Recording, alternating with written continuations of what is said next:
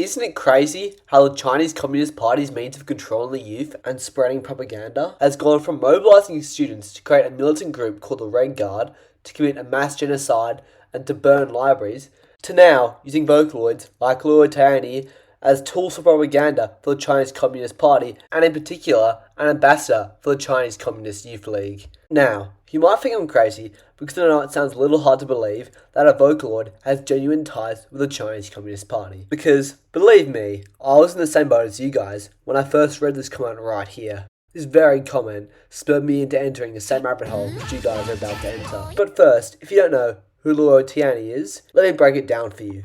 Basically, she was a Vocaloid developed by a sub-branch of Yamaha in collaboration with a small Chinese company, Shanghai Henyan, and she was made for the Vocaloid China contest, which she won in July 2012, which caused for her voice bank to get released for the Vocaloid free engine. Since then, her popularity in China has skyrocketed her, which has caused her into performing at major events like the 2022 Beijing Winter Olympics. However, it's not her popularity which resulted in her becoming a mainstay for the CCP propaganda. She's had Communist Party links since day one, because the company which established her, Shanghai Henyan's founder, Ren Li, has probable ties to the Chinese Communist Party. Now, I say probable because no matter how hard I tried, past fan-created media like the Vocaloid Wikipedia, I couldn't find out anything about Ren Li.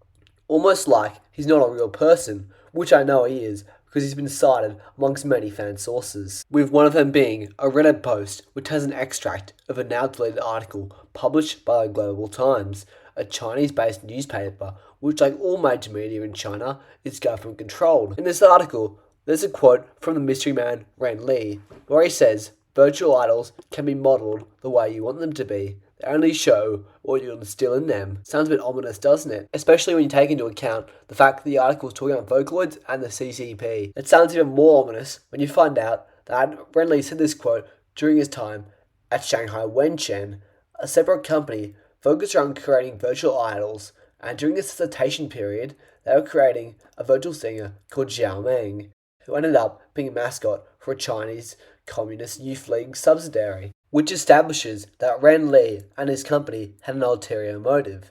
And I don't think it's a coincidence that all the information for a person who's created several key marketing figures for the Communist Youth Party has had their presence completely erased on the internet in terms of mainstream media, which is strange, especially given how the Chinese government is known to censor information and removes themselves from the internet. Now, moving on.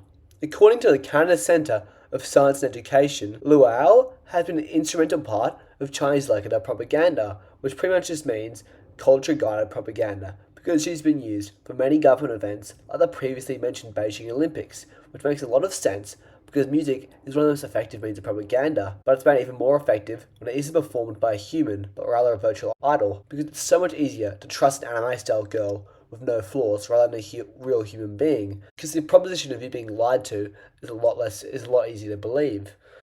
Luo has performed many songs for the party on a national stage, such as Tang Zizhang, which is a song which glazes the Emperor Xi Jinping, and another song, Party Dan Yuan Ring Chang Jiu, which is a song which glazes Chinese cultural traditions, and this was broadcasted on the Chinese Central Television, where only party-approved and made content can be aired on the network. So, in conclusion, Luo is a tool used by the Chinese government in an attempt to appeal to their youth. Because, imagine if, instead of Donald Trump saying he bombed Iran, it was Hatsune Miku. And it's kind of scary to think of that. It's kind of scary. That's what the reality is in China. And you know what? If you're a Chinese government official watching this video, don't worry, it's all a joke. I only play my video games for 2 hours a week, and I'm a very good,